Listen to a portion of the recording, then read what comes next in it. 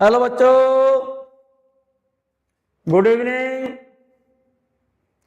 चलो बच्चों, आज हम इस वीडियो में लेकर के आए हैं modulus of rigidity. Elasticity constant मैंने बताए हुए हैं आपको। इलास्टिसिटी कांस्टेंट हमारे तीन हैं।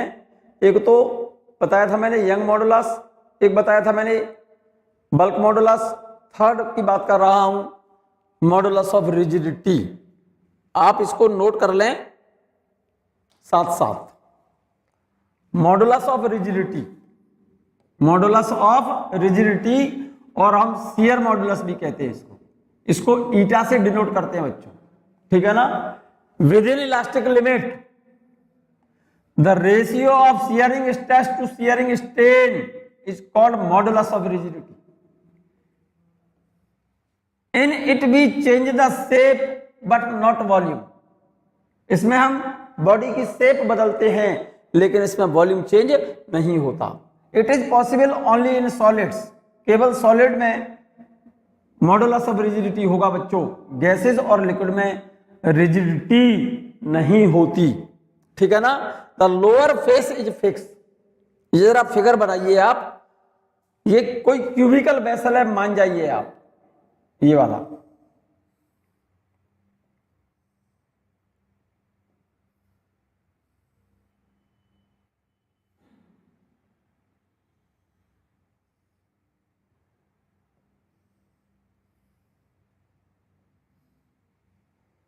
Lower face is fix. ये वाला फेस तो मान लो फिक्स, मान लो fixed, and tangential force is applied on upper face. ऊपर वाले फेस पर हमने टेंजेंशियल फोर्स अप्लाई किया है। जरा ध्यान से सुनना, ये वाला फेस फिक्स है, जैसे ही अपर फेस पर हम टेंजेंशियल फोर्स अप्लाई करेंगे तो इसकी हर एक लेयर, जैसे ये कॉर्नर तो आ गया यहां पर, ये कॉर्नर आ गया यहां पर, तो गौर से सुनना बच्चों, ये कॉर्नर आ गया यहां पर, यहां पर ये कॉर्नर आ गया यहां पर, शिफ्ट हो गए, ठीक है ना। तो जरा गौर से देखो,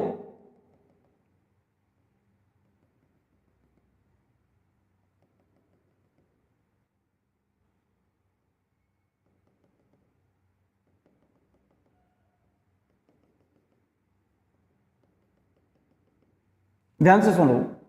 lower face is fix and upper tangential force is applied on upper face. तो इसकी हर एक लेयर, हर एक दीवार एंगल से शियर हो जाएगी। इस तरह से ये वाली जो वॉल है ना, ये वाली वॉल, ध्यान से देखो जरा, ये वाली जो वॉल है, ये वॉल आ गई यहां पर, तो इसका मतलब ये वाला कॉर्नर तो आया यहां पर बच्चों, ये आ गया यहां पर, तो इसका मतलब ये वाली जो दीवार है वॉल, ये दीवार यहां पर आ गई, तो ये कितने एंगल से, थीटा एंगल से क्या कर गई, शियर। हर एक layer, each layer of this cubical vessel sheared by angle theta, ठीक है ना। एंगल ऑफ शियर क्या होगा, ये तो इनिशियल पोजीशन है, और इस वॉल की ये कौन सी पोजीशन है, ये वाली पोजीशन तो इस वॉल की फाइनल पोजीशन है, और ये वॉल ये इनिशियल पोजीशन से ये वाली फाइनल पोजीशन, ठीक है नहीं। एंगल ऑफ शियर बराबर होगा displaced distance upon original distance. इस एंगल को बोलते हैं एंगल ऑफ शियर और शियरिंग स्ट्रेन। इसको क्या बोलते हैं मेरे बच्चे, एंगल ऑफ शियर और शियरिंग स्ट्रेन। इस फिगर को आप बना लें, और जिस फेस पर फोर्स अप्लाई किया है उस फेस का एरिया कितना होगा। एरिया क्यूबिकल वेसल बोल रहा हूं मैं, ये वाली साइड, ये साइड और ये साइड सेम है, तो इस फेस का, अपर फेस का एरिया कितना होगा। ये साइड L है, ये भी साइड L और ये भी साइड L, तो इस अपर फेस का एरिया कितना हो गया, ये L और ये L, अपर फेस का एरिया हो गया L स्क्वायर। क्लियर है। मॉडुलस ऑफ रिजिडिटी और शियर मॉडुलस फिर से समझ लो एक बार और। Within elastic limit the ratio of the shearing stress to shearing strain is called modulus of rigidity. In it we change the shape of body but not volume. It is possible only in solids. The lower face is fixed and tangential force is applied on the upper face. Tangential force lower face तो क्या है, fix है, और tangential force कहां पर लगाया है हमने, ऊपर वाले सिरे पर.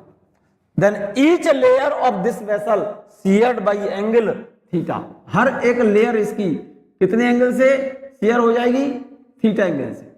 इस एंगल को बोलते हैं हम, इस एंगल को बोलते हैं हम क्या, एंगल ऑफ शियर और शियरिंग स्ट्रेन.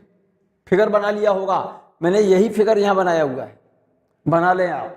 जिस फेस पर फोर्स लगाया है हमने, लोअर फेस तो फिक्स है, अपर फेस पर फोर्स लगाया है.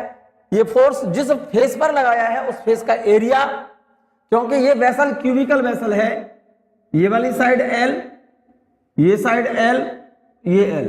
तो इस अपर फेस का एरिया कितना होगा ऊपर वाले फेस का, ऊपर वाले फेस का एरिया हो गया L इंटू L. एरिया हो जाएगा इसका ऊपर वाले फेस का AL स्क्वायर.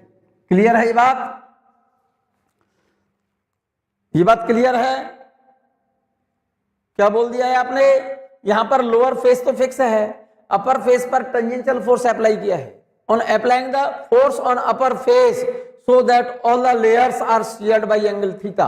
हर एक लेयर कितने एंगल से शियर हो जाएगी, थीटा एंगल से. तो यहां पर शियरिंग स्ट्रेस इक्वल टू होगा applied force upon area on which force is applied. यहां पर एरिया कौन से फेस का लेंगे हम, शियरिंग स्ट्रेस इक्वल टू होता है अप्लाइड फोर्स अपॉन एरिया, और ये एरिया उस सरफेस का लेते हैं जिस सरफेस पर हमने ये फोर्स अप्लाई किया है. तो इस शियरिंग स्ट्रेस की जगह पर F अपॉन A, तो ये वाला तो फोर्स लेंगे हम F अपॉन एरिया उस फेस का जिस फेस पर ये फोर्स आपने अप्लाई किया है. ये फोर्स आपने इस वाले ऊपर वाले फेस पर अप्लाई किया है. तो अपर फेस का एरिया कितना हुआ, क्यूबिकल वेसल है तो ये वाली साइड L और ये भी L. तो इस फेस का एरिया कितना हो जाएगा, इस फेस का एरिया हो जाएगा L स्क्वायर. ये तो हो गया क्या, शियरिंग स्ट्रेस. अब बात कर रहा हूं शियरिंग स्ट्रेन और angle of shear. Shearing strain और angle of shear. Angle of shearing strain को हम एंगल ऑफ शियर भी बोलते हैं बच्चों.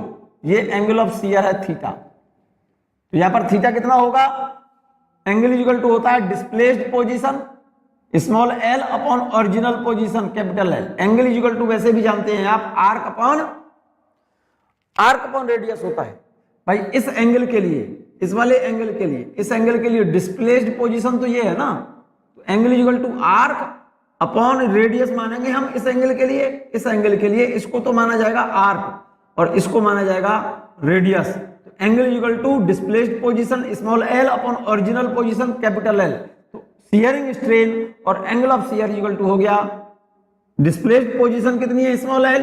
इस एंगल के लिए ये डिस्टेंस को हम आर्क कहेंगे और इस डिस्टेंस को हम क्या कहेंगे, रेडियस. तो एंगल ऑफ शियर हो गया theta equal to small l upon capital L. मैं बात कर रहा हूं coefficient of modulus of rigidity और रिजिडिटी कोएफिशिएंट कह सकते हैं हम इसको. So eta equal to stress upon strain. Stress क्या है बच्चों, फोर्स अपॉन एरिया. जरा देखें जरा ध्यान से, यहां पर शियरिंग स्ट्रेस कितना है, फोर्स अपॉन एरिया. तो एरिया तो हम उस फेस का लेंगे ना जिस फेस पर फोर्स, जिस फेस पर हमने फोर्स ये अप्लाई किया है, upon L square. Shearing strain ये रही, शियरिंग स्ट्रेस ये रहा. क्लियर. कोएफिशिएंट ऑफ रिजिडिटी और modulus of rigidity is equal to stress upon strain. Stress को F upon A upon strain को मैंने लिख दिया थीटा. F अपॉन A और थीटा की जगह पर small l upon capital L. इस थीटा की जगह पर स्मॉल l अपॉन कैपिटल लिखोगे, l लिखोगे तो कैपिटल L ऊपर पहुंच जाएगा बच्चों. F into L upon A into small l. इस एक ही जगह पर क्या लिख दें, तो देखो फॉर्मूला F अपॉन A तो ऐसे ही लिख दिया मैंने. ये ओरिजिनल लेंथ, ये डिस्प्लेस्ड पोजीशन है, is equal to F into L. Area की जगह पर लिखा है मैंने देखो L स्क्वायर. L स्क्वायर क्यों लिखा है ये मैंने, क्योंकि ये एरिया उस प्लेन का लेंगे जिस फेस पर फोर्स हमने अप्लाई किया है. तो F into capital L upon area की जगह पर लिख दिया हमने L square into displaced position small l है. कैपिटल L से एक कैपिटल L कैंसिल, तो क्या बचेगा यहाँ पर F upon original position L capital L into displaced position small L. Clear है? Coefficient of rigidity eta is equal to F upon initial position capital L है और डिस्प्लेस्ड पोजीशन स्मॉल एल है। ठीक है, it's unit is newton per metre square. मैं बात कर रहा हूं बच्चों, ध्यान से सुनिएगा, बहुत अच्छा सा टॉपिक है ये भी। Relation between angle of twist and angle of shear. Angle of twist and angle of shear. पहले इस फिगर को बनाओ बच्चों आप। Relation between angle of twist and angle of shear. ध्यान से सुनो, विशेष ध्यान से सुनिएगा। ये कोई सिलिंड्रिकल वेसल है, पहले इस फिगर को बनाइए आप। ये कोई सिलिंड्रिकल वेसल है, ये सिलेंडर है, देखो ध्यान से मैं बना रहा हूं इसको, इसी के ऊपर मैं अलग से कहोगे अलग से बना दूंगा। सिलिंड्रिकल वेसल है, ठीक है ना। और इसका ये वाला एंड, ये वाला सिरा, ऊपर वाला सिरा फिक्स है। जैसे हम इसको सिलिंड्रिकल वेसल मान लें, हम इसको, ये वाला एंड ऊपर वाला फेस फिक्स है, या इसको कहो ये अपर फेस है, ये वाला जो फेस देख रहे हैं ना, ये वाला फेस, ये फेस फिक्स है, ठीक है ना। और इस लोअर फेस को पकड़ा हमने इस तरह से, यहां से, और इसको इस तरह से ट्विस्ट किया। ऊपर वाला फेस तो फिक्स है, तो नीचे वाला फेस को जैसे हम ट्विस्ट करेंगे ऐसे ऐसे घुमाएंगे, ठीक है ना। तो इस पोजीशन को बनाइए आप। ये वाला फेस तो फिक्स हो गया बच्चों, ऊपर वाला, तो ये वाला फेस फिक्स है, ठीक है। और ध्यान से सुनिएगा, इस सेंटर के करस्पॉन्डिंग रिम पर मैंने एक पॉइंट ले लिया, ये ए। इस पॉइंट को नाम डाला है मैंने ए, देख रहे हैं आप, ठीक है ना। सेंटर के करस्पॉन्डिंग लाइन मैंने ड्रॉ की है इसके सेंटर पर। सेंटर से एक लाइन ड्रॉ की है मैंने इसके सेंटर पर, मतलब इसके सेंटर से यहां सेंटर पर, इसके अंदर होकर के, ठीक है ना। जैसे पेन में रिपिल पड़ी होती है ना, एक तरह से मान लो आप, ये सेंटर टू सेंटर एक मैंने लाइन ड्रॉ कर दी है, ठीक है। इस पॉइंट के करस्पॉन्डिंग रिम पर एक पॉइंट ये है, इस पॉइंट के करस्पॉन्डिंग रिम पर यहां पर एक पॉइंट है, इस जगह पर, इस जगह पर, ठीक है। अब इस एंड को हमने पकड़ा और इस तरह से हमने इसको, इस तरह से हमने इसको ट्विस्ट किया, ऐसे ऐसे हमने इस वाले एंड को पकड़ा और ऐसे घुमा दिया, इस तरह से घुमाया हमने, ठीक है ना। तो जरा गौर से देखिएगा, जैसे ही हम इसको इस तरह से इधर से ऐसे ट्विस्ट करेंगे, हम इस तरह से हम मरोड़ दें, इस तरह से हम ऐसे ट्विस्ट कर दें, तो क्या होगा देखो, इस पॉइंट के करस्पॉन्डिंग ये जो पॉइंट है, क्योंकि ये वाला एंड तो फिक्स है, तो ये वाला पॉइंट तो फिक्स हुआ।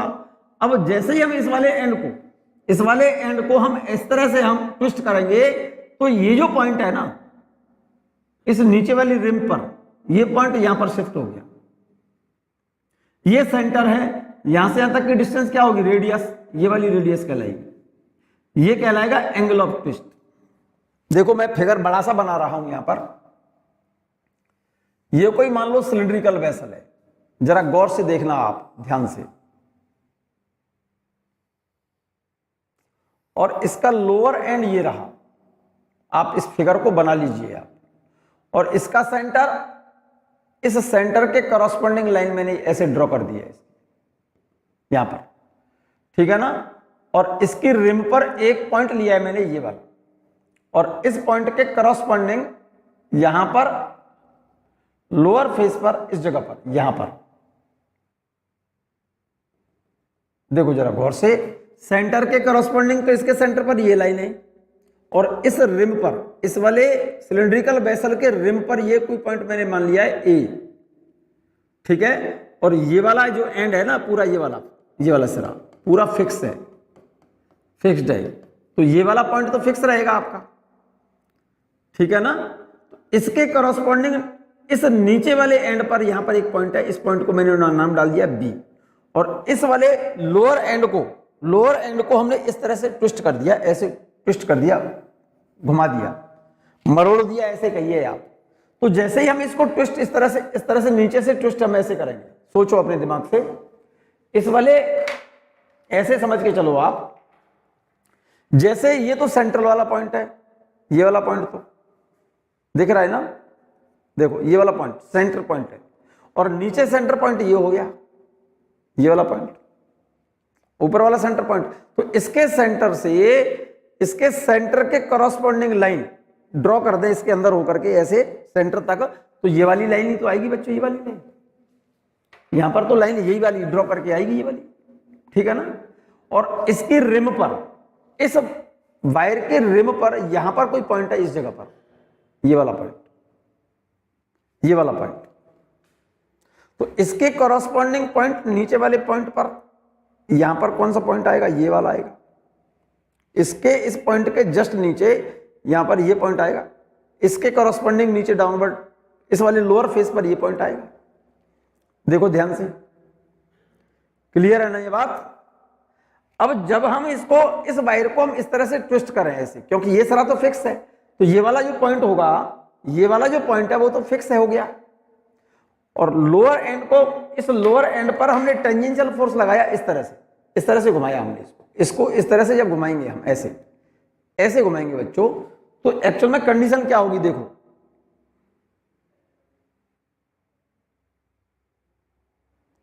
इनिशियल पॉइंट, इनिशियली तो इसके करॉस्पॉन्डिंग ये पॉइंट है, जब हमने इसको ऐसे घुमा दिया तो ये पॉइंट, ये वाला जो पॉइंट है ना, ये वाला पॉइंट, ये पॉइंट शिफ्ट होकर के यहां आ गया।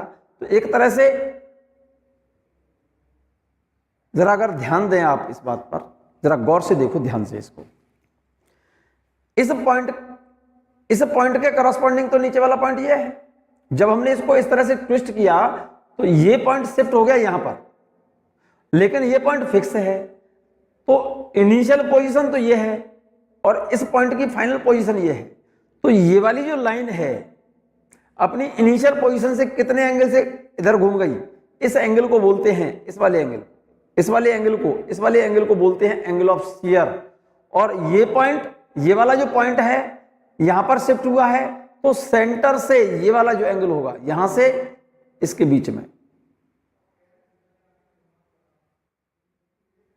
यहां पर जो एंगल देख रहे हैं आप, ये एंगल ऑफ ट्विस्ट कहलाएगा और ये एंगल कहलाएगा एंगल ऑफ शियर। ध्यान से देख लो। और इस पॉइंट को अब यहां पर देखो जरा गौर से, जैसे ही हम लोअर एंड को ऐसे ट्विस्ट करेंगे तो इस पॉइंट के, ये वाला जो पॉइंट है इसके करॉस्पॉन्डिंग जो पॉइंट यहां पर देख रहे हैं आप, जैसे ही हमने इसको ट्विस्ट किया तो ये पॉइंट शिफ्ट हो जाएगा इधर की तरफ।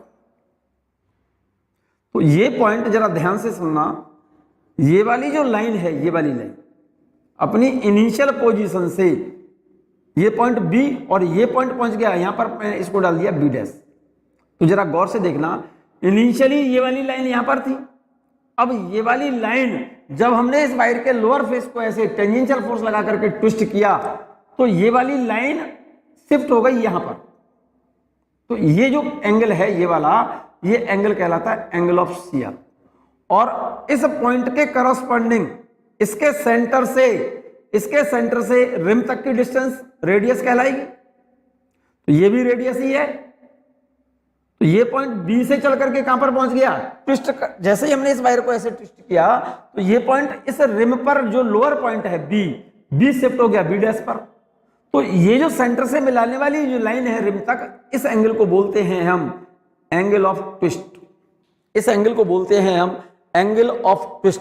इस फिगर को आप बना लो, बना लेंगे बच्चों।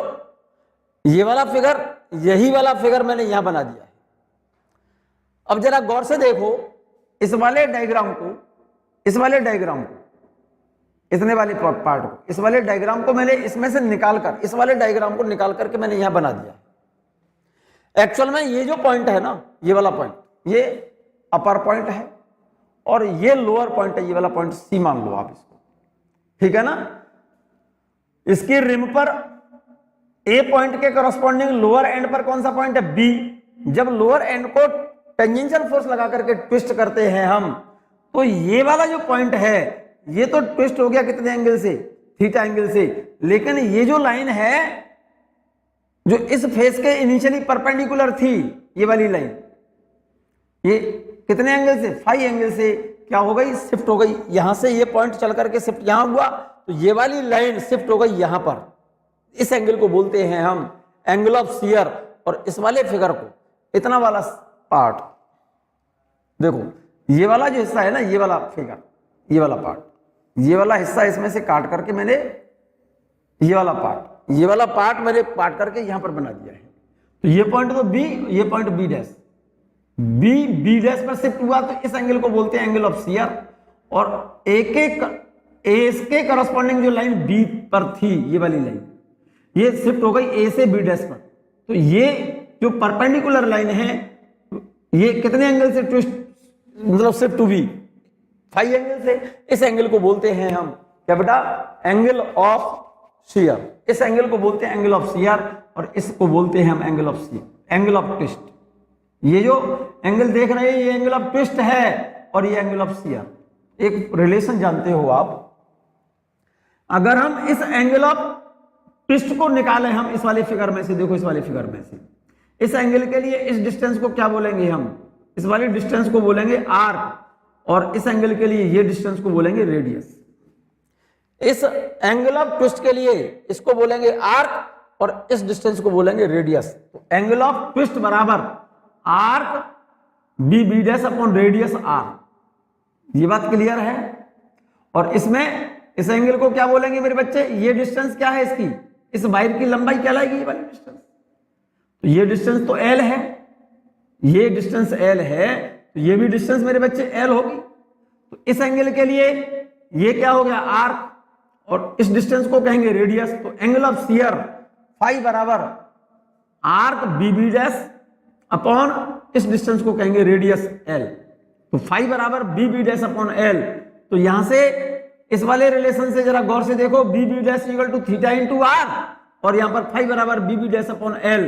इस रिलेशन से B B dash equal to phi into L. ये आर्क और ये आर्क दोनों बराबर हैं, ये साइड बराबर इस साइड की होगी। Then angle of twist into radius equal to angle of shear into length of wire.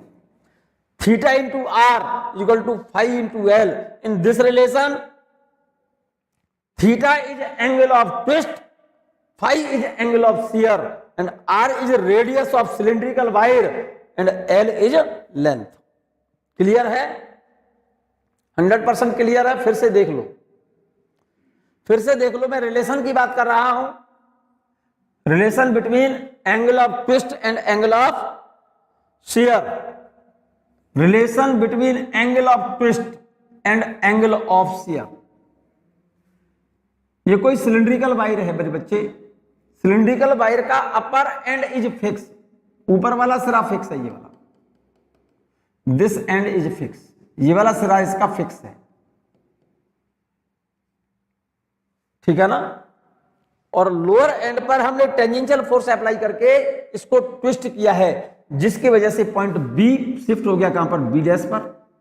तो ये एंगल कहलाएगा एंगल ऑफ ट्विस्ट, और ये एंगल कहलाता है angle of shear. When a cylindrical wire of length L and radius R is fixed at one end, ऊपर वाला सिरा इसका फिक्स है। कोई सिलिंड्रिकल वेसल है जिसकी लंबाई L और radius R and upper end is fixed and the tangential force is applied at the lower end, then the cylinder gets twisted up. Cylinder क्या कर जाएगा, ट्विस्ट करेगा। ट्विस्टेड अप का मतलब एंगल क्या कर गया, हमने लोअर एंड पर टेंजेंशियल फोर्स ऐसे लगाया और सिलेंडर को क्या कर दिया, ट्विस्ट कर दिया। Here phi in this relation, in this figure, phi is angle of shear and theta is called angle of twist. इस वाले फिगर को, इस फिगर को मैंने इसमें से निकाल के अलग बना दिया है। तो यहां पर इस फिगर में से जरा गौर से देखें अगर, तो एंगल ऑफ ट्विस्ट कितना होगा, एंगल बराबर arc upon radius, B B dash upon R, तो B B dash equal to theta into R, ठीक है ना। And angle of shear arc upon radius, arc क्या है, B B dash upon radius को क्या बोलेंगे, एल, रेडियस बोलेंगे, तो B B dash equal to क्या होगा, फाई इंटू एल, ठीक है ना। From equation first and second, ये साइड बराबर इस साइड के है, तो ये साइड बराबर होगी इस साइड की, तो theta into R is equal to phi into L. यहां पर थीटा एंगल ऑफ ट्विस्ट है, यहां पर angle of shear, R radius है सिलिंड्रिकल वेसल की, और एल क्या है उसकी लंबाई, length. Theta into R equal to five into L. यहां पर जरा गौर से देखें, दोनों का product theta into R equal to five into L. Here L is greater than R, L is greater than R, so five is less than theta. भाई अगर आर कम है तो थीटा ज्यादा होगा, लंबाई ज्यादा है तो फाइव की वैल्यू कम होगी, सिंपल सी बात है। लेकिन दोनों का प्रोडक्ट क्या रहेगा, सेम रहेगा। क्योंकि जैसे ही सिलिंड्रिकल वेसल पर, इस सिलिंड्रिकल वेसल पर जैसे ही हम टेंजेंशियल फोर्स ट्विस्ट करने के लिए टेंजेंशियल फोर्स लगाते हैं, तुरंत इस सिलिंड्रिकल वेसल के अंदर एक रीस्टोरिंग टॉर्क डेवलप होगा। क्या डेवलप होगा, restoring torque. The restoring torque is developed in the wire on twisting it. जैसे ही वायर को हम ट्विस्ट करते हैं तो तुरंत इसके अंदर एक रीस्टोरिंग फोर्स डेवलप होगा। जैसे तुमने देखा हो, कोई भी वायर है, किसी वायर को हम ट्विस्ट करें, सोचो जरा दिमाग से, मैंने अपने हाथ को एक सिलेंडर मान ले रहा हूं, इसको हम जैसे हम ऐसे ट्विस्ट करें तो इसके अंदर जैसे हम इस पर फोर्स लगा रहे हैं इस डायरेक्शन में, तो जैसे ही फोर्स हम अप्लाई करेंगे तुरंत इस पर जो अप्लाइड फोर्स है तो इसके अंदर, इस वायर के अंदर एक इंटरनल फोर्स डेवलप हो जाएगा, जो फोर्स अप्लाइड फोर्स का क्या करेगा, अपोज। उस फोर्स को बोलते हैं हम, कौन सा force, restoring torque, restoring force. तो यहां पर ट्विस्ट कर रहे हो तो रीस्टोरिंग टॉर्क एक्ट होगा। The restoring torque is developed in the wire on twisting it, it is given by the relation. Restoring torque को डिनोट करते हैं टॉ से, और इसके लिए रिलेशन होता है पाई ईटा आर की power 4 upon 12 into theta equal to C into theta. C लिख दिया है मैंने किसकी जगह पर मेरे बच्चे, पाई ईटा आर की power 4 upon 12। Restoring torque, torque को टॉ से डिनोट करते हैं, टॉर्क बराबर होता है सी इंटू थीटा। इस सी को बोलते हैं restoring couple per unit radian twist, और सी के लिए फॉर्मूला होता है पाई ईटा आर की पावर 4 अपॉन 12, और यहां पर थीटा क्या है, एंगल ऑफ ट्विस्ट। जैसे ही वायर को ट्विस्ट करेंगे, जैसे ही वायर को ट्विस्ट किया जाता है तुरंत उस वायर के अंदर एक इंटरनल टॉर्क डेवलप होता है, उस इंटरनल टॉर्क को बोला जाता है रीस्टोरिंग टॉर्क। ठीक है ना, रीस्टोरिंग टॉर्क। तुमने देखा हो किसी वायर को इस तरह से ऐंठ दो और घुमा करके छोड़ दो, जैसे ही ट्विस्ट करके छोड़ेंगे तो तुरंत उसके अंदर जो एंगल ऑफ ट्विस्ट आया है ना, जनरेट हुआ है, और आपने उसको छोड़ दिया, अप्लाइड फोर्स हम रिव्यू कर दें, हटा दें, तो वायर अपनी ओरिजिनल पोजीशन में वापस आता है। किसके कारण, रीस्टोरिंग टॉर्क के कारण। So the restoring torque is developed in the wire on twisting it is given by torque is equal to pi eta R की पावर 4 अपॉन 12 इंटू थीटा। ये पाई ईटा आर की power 4 upon 12, इसकी ये जो लिखा गया है इसको बोलते हैं हम restoring couple per unit radian twist, और इसको डिनोट किया जाता है सी से। ठीक है, तो torque is equal to pi eta R की पावर 4 अपॉन 12 इंटू थीटा, और इतने की जगह पर लिख दिया है मैंने C, where C is called restoring couple per unit radian twist. Torque modulus of rigidity, modulus of rigidity, torque नहीं है बेटा, ईटा है, ये ईटा है। जरा गौर से देखा बच्चों, इसको सही कर लें आप इसको। इन दिस रिलेशन सी को बोलते हैं बच्चों restoring couple per unit radian twist, और इसे बोलते हैं ईटा। ईटा का सिंबल है बच्चों, सही कर लो इसे, ईटा। इसको ईटा को बोलते हैं modulus of rigidity of the material of the wire. ठीक है ना, and R is radius of the wire, and L क्या है, लेंथ है वायर की। नोट कर लीजिए आप इसको, यहां पर ये ईटा है, ईटा क्या है, इसको बोला जाता है मॉडुलस ऑफ रिजिडिटी, और इस सी को बोलते हैं restoring couple per unit radian twist, और इस सी को हम टॉर्सनल रिजिडिटी भी कहते हैं। क्या बेटा, टॉर्सनल रिजिडिटी।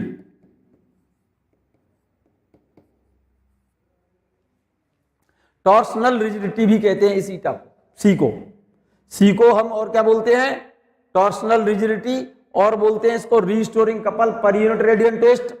यहां पर ये ईटा लिखा हुआ है, सही कर लेना इसे। Modulus of rigidity of material of the wire, R is radius and L is length of the wire. ठीक है ना। मैं बात कर रहा हूं मेरे बच्चे पॉइजन रेशियो, इसको डिनोट किया जाता है सिग्मा से। किससे? सिग्मा से।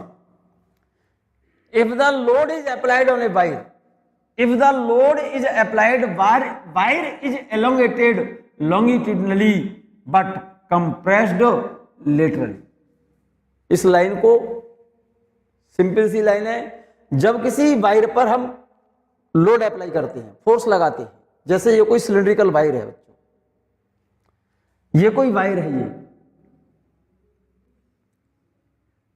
If the load is applied, load means इस वायर पर अगर हम कोई फोर्स लगा दें, जैसे वेट सस्पेंडेड हमने करा दिया, तो जिस डायरेक्शन में फोर्स लग रहा है उस फोर्स की डायरेक्शन में एलोंगेटेड का मतलब इसकी लंबाई, जिस डायरेक्शन में फोर्स है उस फोर्स की डायरेक्शन में तो लंबाई बढ़ेगी, लेकिन फोर्स के लेटरली का मतलब उसके परपेंडिकुलर डायरेक्शन में क्या बेटा, compressed laterally along the direction of force elongated का मतलब फोर्स की डायरेक्शन में लेंथ बढ़ेगी और फोर्स के लेटरली, फोर्स इधर और फोर्स के परपेंडिकुलर को बोलते हैं लेटरली वायर क्या होगा, कंप्रेस होगा।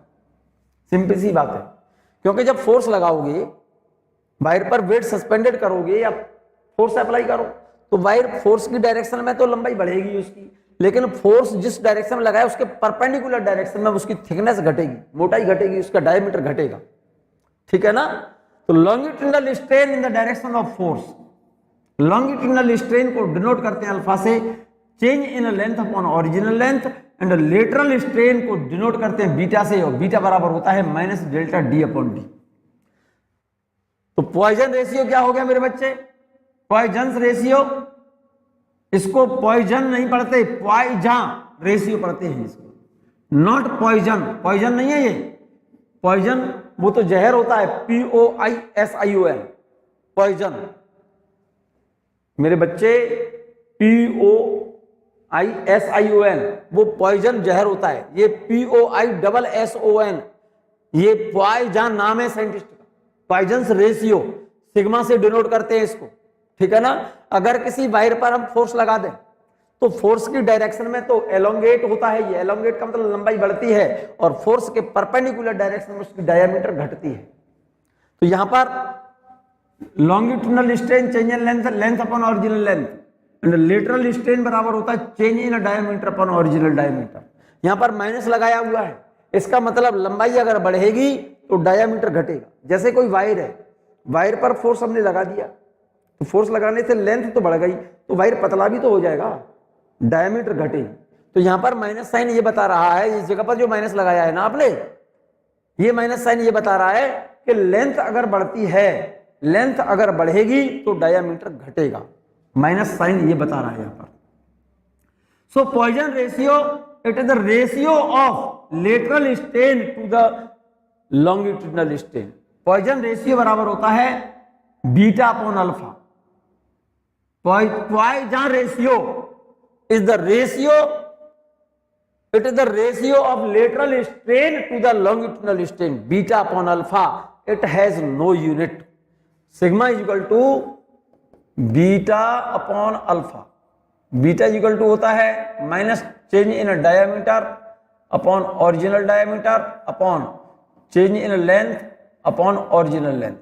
तो sigma is equal to हो गया minus change in diameter upon original diameter into original length upon change in length. इसकी कोई यूनिट नहीं होती, इट हैज नो यूनिट, क्योंकि ऊपर भी स्ट्रेन है नीचे भी स्ट्रेन है। क्लियर है। Here negative sign shows that if the length increases then the radii और radius of the wire decreases, but the volume of wire does not change. लेकिन वायर का वॉल्यूम चेंज नहीं होता, क्योंकि जैसे ही वायर पर फोर्स लगाएंगे तो लंबाई बढ़ेगी, डायमीटर घट गया, but volume of wire does not change. Volume of wire के लिए रिलेशन क्या है, वॉल्यूम इक्वल टू क्योंकि वायर क्या है, सिलिंड्रिकल, सिलिंड्रिकल वायर का वॉल्यूम होता है pi R square L, pi R square L. जैसे ही वायर पर फोर्स लगाएंगे लेंथ तो बढ़ जाएगी, रेडियस घटेगी। ये तो इनिशियल वॉल्यूम है और ये फाइनल वॉल्यूम। रेडियस मान लो घट गई उसकी r minus delta R, delta R radius में चेंज है, decrease in radius delta R, और delta L change in increase in length. तो देखो जरा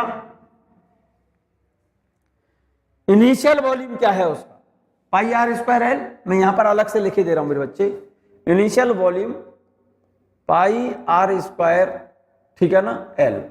इनिशियल लेंथ मान जाओ यहां पर, या कैपिटल एल लिख लो इसे, ये लो, ठीक है ना, इक्वल टू, ये इनिशियल वॉल्यूम हो गया। फाइनल वॉल्यूम क्या हो गया, मान लो रेडियस पहले आर थी, अब वायर को जब लंबाई बढ़ाओगे तो रेडियस घटेगी, आर माइनस डेल्टा आर का स्क्वायर हो रहा है। लेंथ कितनी हो गई, L plus delta L. Volume हो गया ये, this is the initial volume, और ये हो गया final volume equal to same, ठीक है ना। तो जरा गौर से देखो, देखो pi R square L, pi R square L equal to pi, इसमें से आर कॉमन ले लूं, इसमें से आर कॉमन लेंगे तो पाई आर स्क्वायर, और इसमें से एल कॉमन ले रहा हूं कैपिटल एल, तो यहां से क्या बचेगा, 1 minus delta R upon R का स्क्वायर, और यहां से बचेगा 1 plus delta L upon capital L. Clear है ये बात। जरा गौर से देखो, इस वाले टर्म से ये टर्म कैंसिल हो गया, यहां पर क्या बचेगा 1 इक्वल टू, ये क्या है 1 माइनस, इसको पावर को मैं नीचे ला रहा हूं बाइनोमियल थ्योरम से, डेल्टा आर अपॉन आर, ये 1 minus delta 1 plus delta L upon L. Bracket तोड़ रहा हूं इधर से, देखो जरा गौर से, 1 इंटू 1 1 1 का मल्टीप्लाई इससे करेंगे तो डेल्टा एल अपॉन एल। अब इसका मल्टीप्लाई मैं इससे कर रहा हूं minus 2 delta R upon R, इसका मल्टीप्लाई इससे कर रहा हूं minus 2 delta R upon R into delta L upon L. This value is absolutely negligible, इस 1 से 1 कैंसिल हो गया। ये वाला टर्म जरा गौर से देखो, this term is can be neglected, क्योंकि डेल्टा आर अपॉन आर बहुत छोटी वैल्यू है, डेल्टा एल अपॉन एल भी बहुत छोटी वैल्यू है, बहुत छोटी वैल्यू का मल्टीप्लाई छोटी वैल्यू से करेंगे तो वैल्यू बहुत कम आएगी, then this value can be neglected. ये तो नेग्लेक्ट हो गया, तो ये क्या बचा, delta L upon L is equal to 2 delta R upon R. जरा गौर से देखना मेरे बच्चे, डेल्टा आर अपॉन आर, तो जरा मैं इसको लिख रहा हूं, देखो delta R upon R upon delta L upon capital L is equal to 1/2। ये बात क्लियर है मेरे ख्याल से। ये तो बीटा हो गया बच्चों, change in radius upon original radius upon change in length upon original length, या फिर इसको लिख सकते हैं हम change in diameter upon original diameter upon change in length upon original length. इसको लिख सकता हूं मैं बीटा, और इसको लिख सकता हूं मैं alpha is equal to 0.5। This is the theoretical value, maximum theoretical value of Poisson ratio sigma is equal to 0.5। ये बात मैंने देखो यहां पर समझा दिया है आपको, आप नोट कर लें इसे।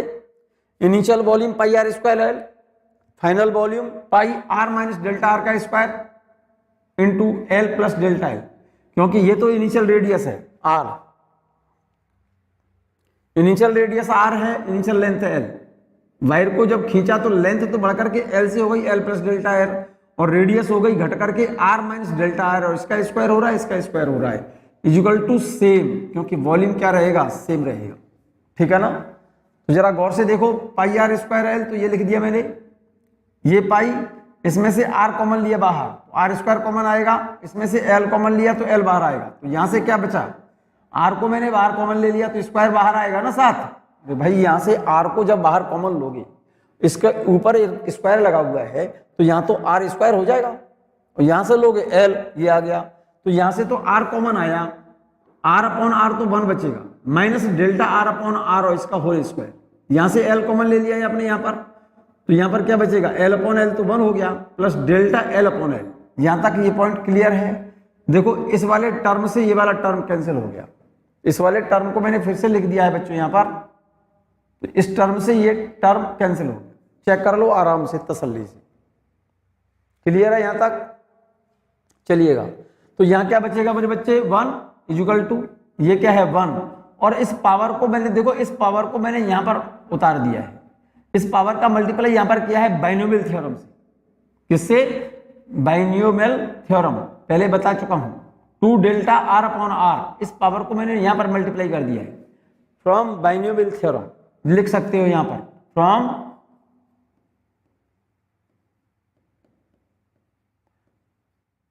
Binomial theorem.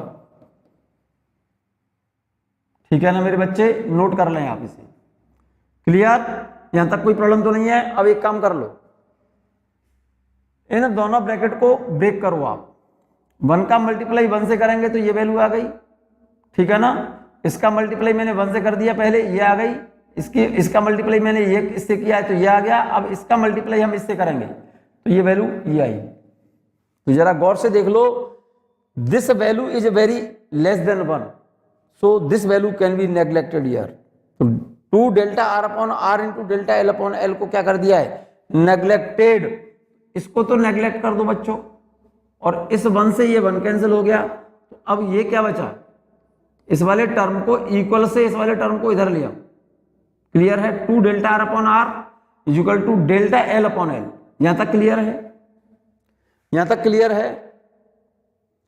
यहां तक कोई प्रॉब्लम तो नहीं है बच्चों? क्लियर? अब मैं इस वाले टर्म को देखो, डेल्टा आर अपॉन आर और delta is equal to 2 delta R upon R equal to delta L upon L. 2 delta R upon R is equal to delta L upon L. मैं इसको ऐसे लिखना चाहता हूं, delta R upon R upon इस delta L upon L को नीचे ला रहा हूं, delta L upon L is equal to इस 2 को नीचे ले जा रहा हूं इधर 1/2। ये तो मेरे ख्याल से क्या बन गया, लेटरल स्ट्रेन, और ये है कौन सी, longitudinal strain is equal to 1/2। 1/2 का मतलब 0.5। This is the maximum value of Poisson ratio, theoretical maximum value of Poisson ratio लिख दिया है यहां पर। Delta R upon delta L upon L, ये वाला टर्म और ये वाला टर्म एक ही है, ये वाला टर्म और ये वाला टर्म एक ही है। अरे भाई इस एल को मैंने ऊपर लिख दिया, यहां पर क्या फर्क पड़ रहा है। और ये किसके बराबर है, पॉइजन रेशियो पूरा complete is equal to 0.5 is equal to क्या है, Poisson ratio sigma. It is the theoretical maximum possible value of Poisson ratio.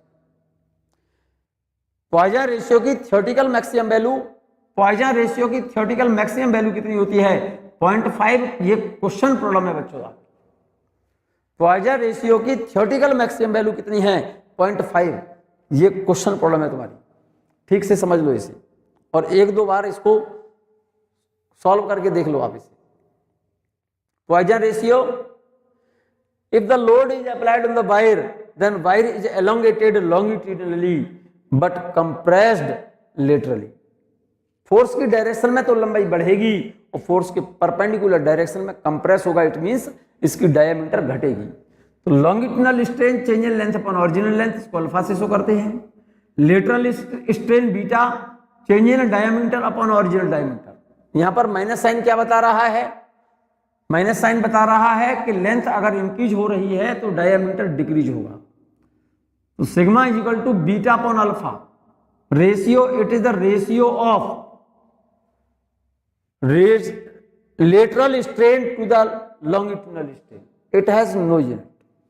तो बीटा की जगह पर मैंने डेल्टा डी अपॉन डी लिखा, अल्फा की जगह पर delta L upon capital L लिखेंगे, तो कैपिटल एल को मैंने ऊपर पहुंचा दिया है। तो delta D upon D into capital L upon delta L, इसको क्या बोला है आपने, पॉइजन रेशियो। यहां पर माइनस साइन क्या बता रहा है कि लेंथ अगर इसकी बढ़ती है वायर की तो डायमीटर घटेगा, ये बात बोली है, लेकिन वॉल्यूम चेंज नहीं होता। But the volume of the wire does not change, so volume of initial volume of the wire pi R square L, final volume pi, radius घट गई तो r माइनस डेल्टा आर का square, length बढ़ गई तो l plus delta L. Clear? यहां से पाई तो ये रहा, आर स्क्वायर इसमें से कॉमन ले लिया क्योंकि स्क्वायर हो रहा है, यहां से l कॉमन ले लिया तो यहां से बचेगा 1 minus delta R upon R की पावर 2, यहां पर l कॉमन लिया है तो 1 plus delta L upon L.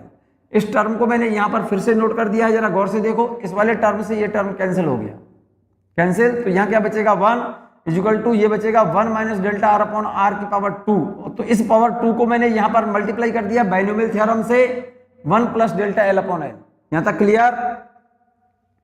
यहां तक क्लियर है बच्चों? तो जरा इस ब्रैकेट को ब्रेक कर दो, इन दोनों ब्रैकेट को ब्रेक करो, तो 1 का मल्टीप्लाई 1 से किया तो 1 आ गया, ठीक है ना। अब इसका मल्टीप्लाई इससे किया मैंने पहले 1 का मल्टीप्लाई 1 से किया तो ये आया, अब इसका मल्टीप्लाई इस 1 से कर रहा हूं तो ये minus 2 delta R upon R आ गया, ठीक है ना। अब 1 का मल्टीप्लाई इससे किया डेल्टा एल अपॉन एल आ गया, अब इसका मल्टीप्लाई इस वाले टर्म से किया है तो 2 delta R upon R into delta L upon L. This value is very small so this value can be neglected, ये वैल्यू मैंने नेग्लेक्ट कर दी है, इस 1 से 1 कैंसिल हो गया। क्लियर है ये बात? इस 1 से ये 1 कैंसिल हो गया तो इस वाले टर्म को इक्वल से इधर ले लिया और इस वैल्यू को क्या कर दिया, नेग्लेक्ट। आपके पास रिजल्ट बचेगा 2 delta R upon R equal to delta L upon L, ठीक है ना। तो डेल्टा आर अपॉन आर और इस एल को ले आओ ऊपर, डेल्टा एल को ले जाओ नीचे, तो delta R upon R into capital L upon change in length equal to 1/2.5 और इसको बोलेंगे हम Poisson ratio. So this is the क्या बेटा, theoretical maximum possible value of Poisson ratio. Theoretical value of sigma lies between -1 and 0.5 and practical value of sigma lies between 0 and 0.5. हाँ बच्चों यहां से आगे देखें जरा, रिलेशन बिटवीन y के ईटा एंड सिग्मा, आप नोट कर लो, रिलेशन बिटवीन y के ईटा and sigma, y young modulus है, के bulk modulus, eta modulus of rigidity, sigma Poisson ratio. ये रिलेशन आप नोट करें और इनके डेरिवेशंस आपके सिलेबस में नहीं हैं, ये फॉर्मूले आपको लर्न करने हैं। y equal to 3k 1 minus 2 sigma, this is the relation between y k and sigma. Second equation note करें आप, y equal to 2 eta 1 plus sigma, ये रिलेशन है y ईटा और सिग्मा में। इक्वेशन नंबर फर्स्ट और equation number second, ये दो relation आपको याद करने होंगे, ये वाले दोनों रिलेशन। ये तो रिलेशन है y k और सिग्मा में, ये रिलेशन है y ईटा और सिग्मा में। अब एक काम करो, यहां पर y को एलिमिनेट कर दो तो सिग्मा की वैल्यू निकल आएगी k और ईटा के टर्म में, ये रिलेशन है, ठीक है। और एक बार सिग्मा को एलिमिनेट कर दो इन दोनों इक्वेशन से, केवल ये दो इक्वेशन याद रखनी है आपको, ये वाली दोनों इक्वेशन। इन दोनों इक्वेशंस में से मेरे बच्चे एक बार तो y को एलिमिनेट कर दो तो रिलेशन आ जाएगा सिग्मा k और ईटा में, ये वाला, इसमें y एलिमिनेट हो गया। इस इक्वेशन को फाइंड किया है हमने इन दोनों इक्वेशन से। y को एलिमिनेट करने के लिए क्या करना पड़ेगा, फर्स्ट इक्वेशन और सेकंड इक्वेशन दोनों को बराबर कर दो, क्योंकि y equal to 3k 1 minus 2 sigma और ये y equal to 2 eta 1 plus sigma, इन दोनों इक्वेशंस को बराबर कर रहा हूं from equation first and second. जरा गौर से देखना, from equation first and second, y this equal to this, भाई y ये भी y, तो ये दोनों साइड बराबर होंगी कि नहीं होंगी। तो आप नोट करें इसे, 3k 1 minus 2 sigma is equal to 2 eta 1 plus sigma, मैं ये रिलेशन निकाल रहा हूं। तो देखो जरा इस ब्रैकेट को तोड़ दो, 3k इसका मल्टीप्लाई इससे कर लो, minus 6k sigma is equal to 2 eta plus 2 eta into sigma. Sigma वाले टर्म को इधर ले जाओ और इस वाले टर्म को इधर ले आओ, तो क्या हो गया देखो, 3k minus 2 eta is equal to, इस वाले टर्म को इधर ले जाओ, इसमें से कॉमन ले लो सिग्मा, तो ये वैल्यू कितनी आ गई 6k प्लस 2 ईटा, चेक कर लो। ठीक है, तो सिग्मा इक्वल टू रिजल्ट आ गया आपका 3k minus 2 eta upon 6k plus 2 eta. ये रिलेशन ये वाला है 3k minus 2 eta upon 6k plus 2 eta. Sigma बराबर sigma is equal to 3k minus 2 eta upon 6k plus 2 eta. ये relation हो गया किसमें, सिग्मा के और ईटा में, इसमें y एलिमिनेट हो गया। ये रिलेशन क्लियर हो गया होगा। इक्वेशन फर्स्ट और सेकंड को इक्वल कर दूं, क्योंकि y is equal to 3k 1 minus 2 sigma और यहां पर y equal to 2 eta 1 plus sigma. तो ये दोनों इक्वेशन बराबर कर दो, तो ये दोनों मैंने इक्वल कर दी। इसका मल्टीप्लाई अंदर कर दिया मैंने, इसका मल्टीप्लाई अंदर कर दिया। सिग्मा वाले टर्म को उधर ले जाओ और इस वाले टर्म को इक्वल से इधर ले आओ, ये कंडीशन आ गई। और इसको इधर ले जा करके सिग्मा इसमें से कॉमन ले लो, तो यहां से क्या बचेगा 6k, इधर आकर के प्लस हो जाएगा ना, तो 6k और प्लस इसमें से सिग्मा कॉमन आ गया तो 2 ईटा। तो सिग्मा का रिलेशन आ गया यहां से sigma equal to 3k minus 2 eta upon 6k plus 2 eta. Clear है। अब मैं बात कर रहा हूं इसमें से सिग्मा को एलिमिनेट कर रहा हूं बच्चों, इन दोनों इक्वेशन में, इन दोनों इक्वेशन में इस सिग्मा को एलिमिनेट कर रहा हूं। नोट करिएगा, from equation first and second. Equation first को देखो 1 माइनस 2 सिग्मा इजुकल टू, यहां से 1 minus 2 sigma equal to y upon 3k को नीचे ले आओ यहां पर। ठीक है, फ्रॉम इक्वेशन सेकंड, इस इक्वेशन से 1 plus sigma equal to y upon 2 eta. Clear. इस इक्वेशन को डाल दो इक्वेशन नंबर 4 और इसको डाल दो 5।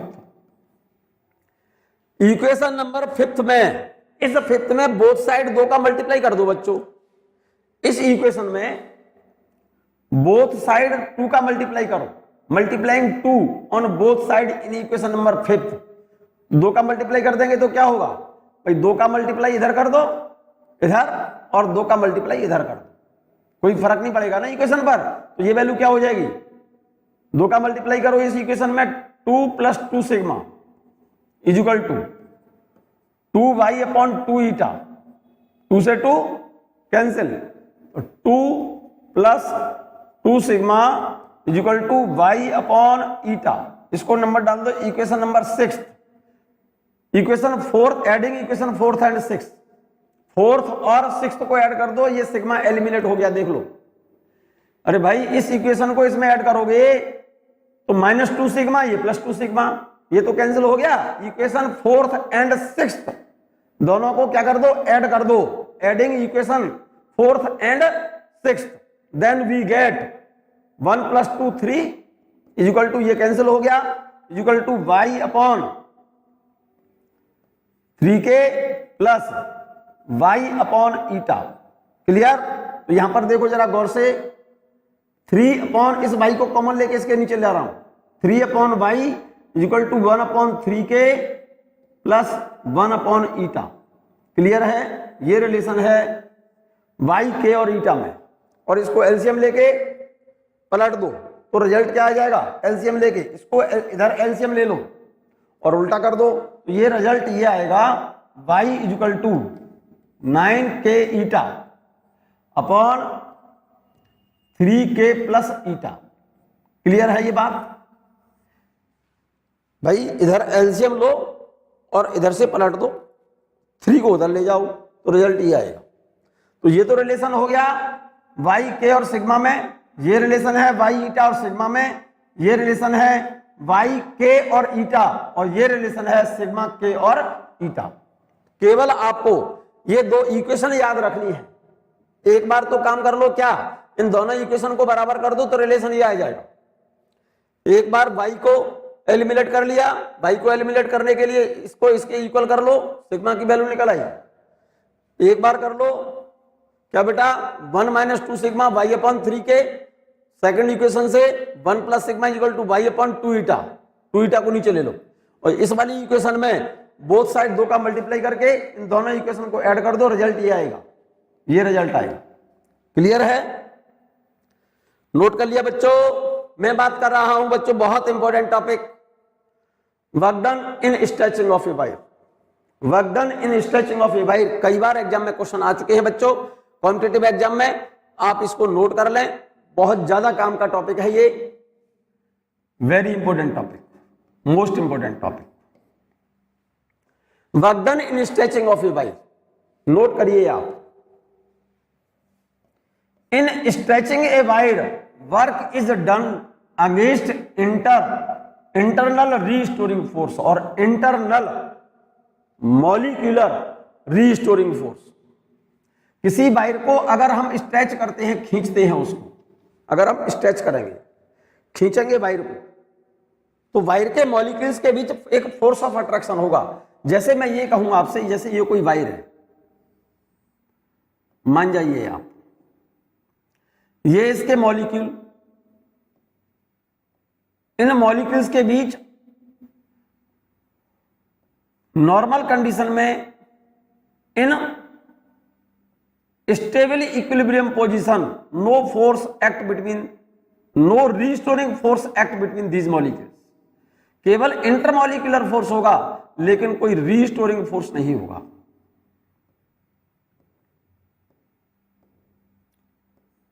अगर हम इस वायर को इस वाले एंड से खींच दें, यहां से फोर्स लगा करके, ये वाला एंड फिक्स, और इस एंड को हमने फोर्स लगाया और इस तरह से खींच दिया, तो जब खींचेंगे हम तो ये मॉलिक्यूल एक दूसरे से क्या होंगे, दूर हो जाएंगे, इस वायर की लंबाई बढ़ेगी, सिंपल सी बात है, मॉलिक्यूल के बीच की सेपरेशन बढ़ गई।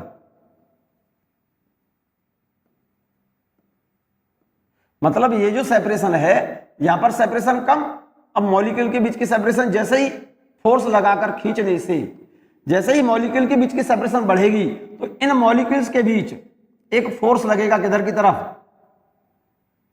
फोर्स ऑफ अट्रैक्शन होगा इन मॉलिक्यूल्स के बीच। कैसा, क्या होगा, ये इन मॉलिक्यूल्स के बीच ऊपर की ओर एक फोर्स लगेगा, जिस फोर्स को बोलते हैं हम रीस्टोरिंग फोर्स। क्योंकि जैसे ही किसी वायर को खींचते हैं हम तो इन मॉलिक्यूल्स के बीच में एक फोर्स ऑफ अट्रैक्शन एक्ट होता है। जैसे ही हम खींचेंगे तो ये वायर के जो मॉलिक्यूल्स हैं उनके बीच एक फोर्स ऑफ अट्रैक्शन होगा, जो इस वायर के जो एक्सटर्नल फोर्स हमने अप्लाई किया है, इस एक्सटर्नल फोर्स का क्या करेगा, अपोज करेगा। तो ये जो रीस्टोरिंग फोर्स है, इसके अगेंस्ट खींचने में हमें क्या खर्च करनी पड़ेगी, एनर्जी, जिसकी वजह से वायर को खींचने में क्या किया जाएगा, वर्क किया जाएगा, खींचने में हमें अपनी एनर्जी खर्च करनी होगी। इसीलिए एक लाइन लिखी है, in stretching a wire work is done against internal restoring force. ये जो इंटरनल रीस्टोरिंग फोर्स है, इसके अगेंस्ट खींचने में हमें एनर्जी खर्च करनी पड़ेगी, वर्क करना पड़ेगा। दिस वर्क, जो हमने एनर्जी खर्च की है इसको खींचने में, इस इंटरनल रीस्टोरिंग फोर्स के अगेंस्ट खींचने में जो वर्क किया जा रहा है, वही वर्क, वही एनर्जी हमने इस वायर को खींचने के लिए जो फोर्स अप्लाई किया है, इस इंटरनल रीस्टोरिंग फोर्स के अगेंस्ट खींचने में वर्क करना पड़ रहा है। इस इंटरनल रीस्टोरिंग फोर्स के अगेंस्ट खींचने में हमें अपनी एनर्जी खर्च करनी पड़ रही है, और जो हमारे द्वारा वर्क किया जाएगा, एक्सटर्नल एजेंट के द्वारा वर्क किया जाएगा, वो इस वायर के अंदर स्टोर्ड होगा इलास्टिक पोटेंशियल एनर्जी के फॉर्म में, या उस एनर्जी को हम स्ट्रेन एनर्जी कहा जाता है। In stretching a wire work is done against internal restoring force. This work is stored in the form of elastic potential energy और strain energy in a wire. Suppose a wire of length L, हमने ये मान लिया ये कोई wire है, इसकी length L है और इसका area cross section A। Suppose a wire of length capital L and area cross section A is stretched by small length dl, then work done is given by dw equal to f dl। Work equal to होता है force into displacement.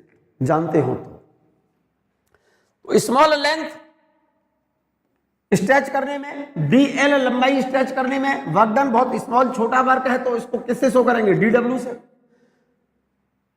मान लो कोई wire है जिसकी length l और cross section area a and young modulus of material of this wire is y is stretched by a small length dl by applying external force F, then work done is given by the relation dw equal to fdl। इसको note कर लें। then total work in stretching of a wire by small length l। भाई dl लंबाई खींचने में work dw है तो work equal to force into displacement. Then total work done in stretching of a wire by length small l। Total work निकालने के लिए इस इक्वेशन को इंटीग्रेट कर दो बोथ साइड। इसका इंटीग्रेशन करेंगे हम, इसका इंटीग्रेशन करेंगे तो इसको क्या लिखेंगे, इसको टोटल वर्क निकालने के लिए बोथ साइड इंटीग्रेशन करेंगे तो dw1 का वर्क w के रिगार्ड में, w के रेस्पेक्ट में इंटीग्रेशन क्या होगा, w इज इक्वल टू, इसका इंटीग्रेशन किया है हमने 0 से लेकर के l तक f dl। यहां तक क्लियर है बच्चों। यंग मॉडुलस का एक रिलेशन था मेरे बच्चे एफ एल अपॉन ए इंटू एल। क्लियर है, क्लियर है। तो इस f के लिए रिलेशन जरा देखना, f equal to Y A upon capital L into small l। तो इस f की जगह पर, इस वाले f की जगह पर मैंने इस रिलेशन से, इस वाले रिलेशन से f की वैल्यू ये वाली हटाऊं और ये वैल्यू यहां लगा दूं। मैंने यहां साइड से लिख भी दिया है, यहां पर देख लो जरा चेक करके। y इक्वल टू फल बटे अल, f की value f equal to Y A upon capital L into small l। इस f की जगह पर ये वैल्यू सब्स्टिट्यूट कर रहा हूं तो ये कितना हो गया, f equal to Y A small l upon capital L, Y A upon capital L into small l। और इसको इंटीग्रेट किया किसके रिगार्ड में, स्मॉल l के रिगार्ड में। तो देखो मेरे बच्चे ये तो कांस्टेंट है, Y A upon capital L, इस l का इंटीग्रेशन l के रिगार्ड में क्या हो गया, इसकी पावर 1 है ना तो एक पावर बढ़ाओ l स्क्वायर अपॉन 2। यहां तक बात क्लियर है या नहीं है, क्लियर। तो वर्क डन कितना आ गया मेरे बच्चे, वर्क डन आ गया आपका w इक्वल टू, ये वैल्यू तो कांस्टेंट है ये रही, और इसकी जगह पर l स्क्वायर अपॉन 2। जरा गौर से देखो f इक्वल टू क्या था, Y A small l upon capital L। तो जरा गौर से देखो Y A upon capital L और इंटू स्मॉल l, और इसमें से अलग ले लो। भाई इस l स्क्वायर को मैं l इंटू एल अपॉन 2 ऐसे लिख सकता हूं।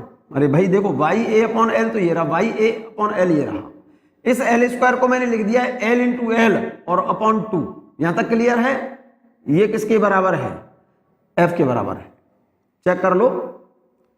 तो work done in stretching of a wire bye small length dl is given by the relation dw equal to fdl।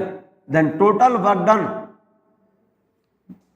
calculating by integration of this equation on both side। तो total work done क्या हो गया, इसका integrate करें तो w equal to क्या हो गया, fdl from 0 to small l। ठीक है ना, लोअर लिमिट 0 है और अपर लिमिट l। f की जगह पर मैंने Y A upon capital L into small l लिख दिया। ये Y A upon capital L constant है, l का इंटीग्रेशन l के रिगार्ड में l स्क्वायर अपॉन 2। इस l को मैंने लिख दिया है, देखो जरा Y A upon capital L तो ऐसे ही है, इस l को लिख दिया है l इंटू एल अपॉन 2, और इतने की जगह पर यहां से मैंने क्या लिख दिया f। Work done in stretching of a wire by length small l, w equal to half f into L. Half f into small l क्या है, यहां पर चेंज इन लेंथ जूल। ठीक है ना। Then work done per unit length per unit volume. Work done क्या बेटा, work done per unit volume, energy density बोलते हैं इसको, work done per unit volume. Total work done in stretching of a wire w equal to half f into L. इस फॉर्मूले पर काफी questions है बच्चों, ध्यान से सुनना। ये तो टोटल वर्क है बच्चों। पर यूनिट वॉल्यूम के लिए वर्क कितना होगा, पर यूनिट वॉल्यूम के लिए work total work upon volume. तो टोटल वर्क कितना है, हाफ f इंटू एल, और वॉल्यूम कितना होगा वायर का, a इंटू एल। ये बात क्लियर है कि नहीं है, क्लियर। वॉल्यूम इक्वल टू होता है area cross section into length, half F upon A तो ये है और change in length upon original length ये है। मेरे ख्याल से एफ अपॉन ए ये स्ट्रेस हो गया, किसके बराबर है मेरे बच्चे, ये स्ट्रेस।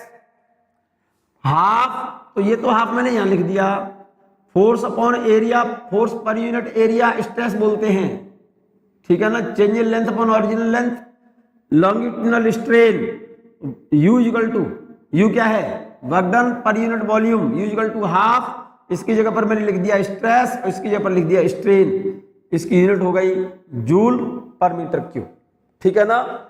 ये रिलेशन देख लो, U equal to half into stress into strain, ठीक है। और एक रिलेशन पढ़ा है बच्चों U इक्वल टू, और मैं इसको ऐसे लिख सकता हूं half S into alpha. In this relation S is stress और alpha is strain. We know that, हम जानते हैं Y बराबर क्या होता है, stress upon strain, stress upon strain जानते हैं, S अपॉन अल्फा। तो इस रिलेशन को जरा गौर से देखो, इस रिलेशन को देखो। इस स्ट्रेस की जगह पर यहां से स्ट्रेस बराबर क्या हो जाएगा, Y इंटू अल्फा। तो इस इक्वेशन में U इक्वल टू 1/2, इस स्ट्रेस की जगह पर क्या लिख सकता हूं, Y इंटू अल्फा और एक अल्फा ये रहा इंटू अल्फा, तो रिलेशन आ गया 1/2 Y इंटू अल्फा स्क्वायर, ठीक है ना। ये रिलेशन और ये रिलेशन सेम है। अगर हम यहां पर स्ट्रेन की जगह पर लिखें तो अल्फा को यहां ले लो, Y को यहां ले लो, तो अल्फा बराबर क्या हो जाएगा, S अपॉन Y। तो रिलेशन एक और हो जाएगा, U बराबर हाफ, अल्फा की जगह पर क्या लिखेंगे, यहां से अल्फा बराबर क्या होगा, अल्फा को यहां ले लो, Y को यहां ले लो, S अपॉन Y। तो अल्फा की जगह पर S अपॉन Y, ऊपर एक S ये रहा और यहां पर S अपॉन Y, तो रिलेशन क्या हो गया, S square upon 2Y। Relation जरा गौर से देखो इन तीनों को, this is the relation between stress and strain, energy stored per unit volume, work done per unit volume equal to 1/2 stress into strain, या फिर 1/2 Y into alpha square, alpha क्या चीज है, स्ट्रेन, और या फिर रिलेशन लिखो U equal to S square upon 2Y। ये तो रिलेशन है स्ट्रेस और यंग मॉडुलस में, ये रिलेशन है यंग मॉडुलस और स्ट्रेन में, ये रिलेशन है स्ट्रेस और स्ट्रेन में। ये तीनों रिलेशन बड़े काम के हैं बच्चों, ध्यान रखें आप, ठीक है क्या नहीं। इस वीडियो को 1-2 बार सुन लें आप तो आपको ध्यान रहेगा।